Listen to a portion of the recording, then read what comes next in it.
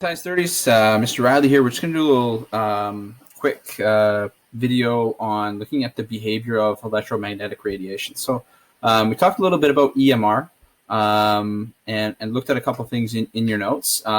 Oftentimes when we are showing a wave, we're gonna draw something that sort of looks like this, and we have some measurements that we're going to look at in terms of this wave.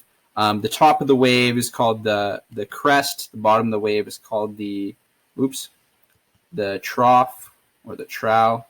And when we look at the wave, I mean, a couple other things. If we're going from the distance from crest to crest, that distance right there, kids, is your wavelength.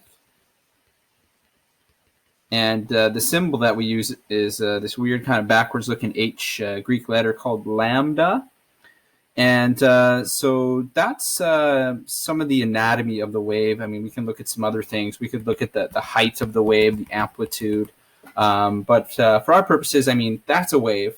Now, what we're going to talk about today is a little bit of the behavior of waves. And we're going to use light as an example. And as you guys know, visible light is just one type of EMR. But all EMR exhibits much of the same behavior as visible light. So we're going to talk about visible light. And even though light is traveling in a wave, like up and down, in order to look at the behavior of light, like these waves are always, I mean, they go up and down, but they're always traveling in a straight line. So what we're going to use to show a ray of light or a ray of EMR is just in a straight line, an arrow. Okay. So first, let's look at the behavior reflection. So light reflects. I mean, as you guys know, if I have a smooth enough surface, I can have a whole bunch of light rays reflect in the same way at once, and I can reflect an entire image. So you'd see that in a mirror, or if you see a reflection in the surface of water, et cetera, et cetera. So so basically, how that works is there's a really sort of simple law that goes along with reflection. We call it the law of reflection. And that is whatever angle. So this would be like, let's say this is like a mirror. Okay, we call it a flat mirror, plane mirror. So let's say I have an incoming ray of light. And it's going to strike this mirror. And it's going to reflect off of this mirror at the exact same angle. So if I had an imaginary line down the middle here, okay, this imaginary line actually has a name. It's called the normal line. And the law of reflection tells us that this angle right here, okay, so we did call this our angle of incidence. And this angle right here is our angle of reflection. Those two angles are the same. And if I have a whole bunch of light rays doing this at the same time, I can reflect an entire image like in a mirror. Okay?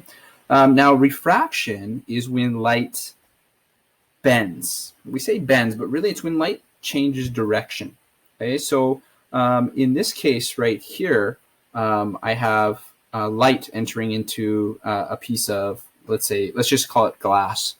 Okay. Now, if I were to draw that normal line, so my normal line always goes perpendicular to the surface, I would see that this angle right here, this is what I would call my angle of incidence, is going to be a little bit bigger than this angle right here. And this angle I'm going to call my angle of refraction. So what happened here is actually one of the things that we say is the light bent toward the normal line, right? If this was just continue to move through space, it would look like that. But this light actually bent toward the normal line, and that's what happens when you go from a less dense medium. So this would be less dense.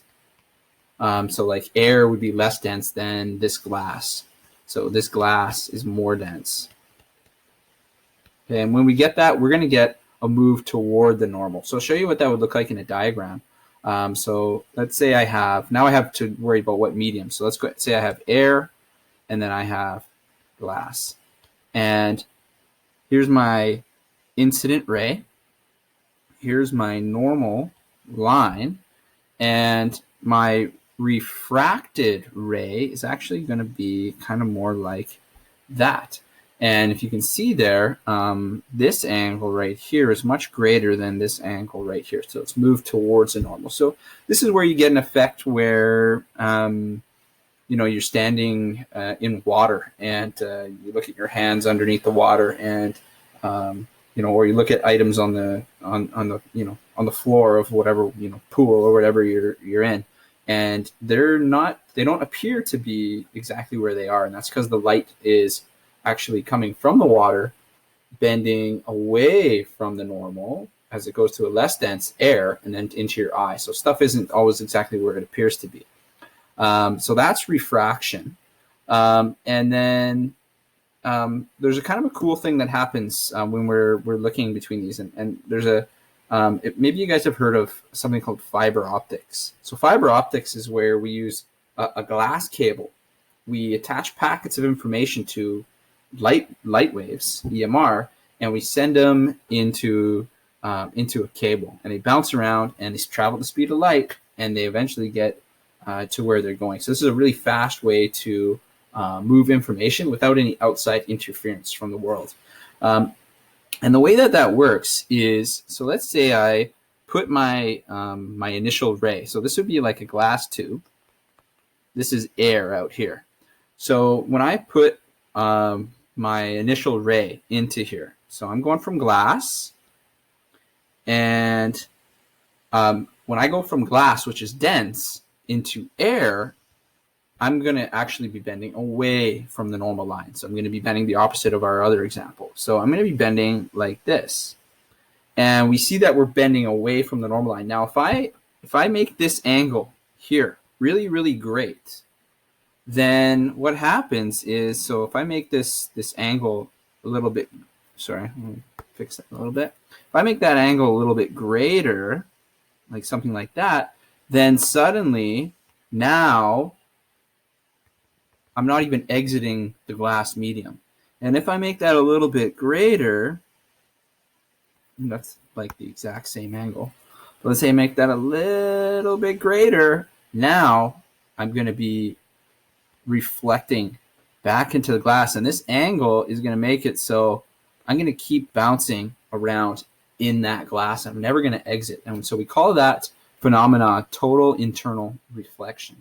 And so those are three sort of basic phenomena of EMR: reflection, refraction, and one that sort of kind of uses almost concepts of both, called total internal reflection.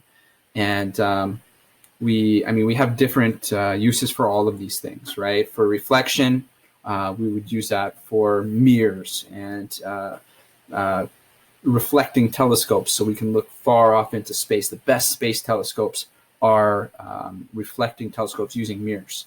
For refraction, we use refraction all the time.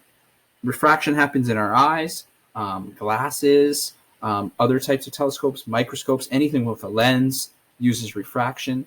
And total internal reflection, we just looked at, uses has uses as well, one of which being fiber optics.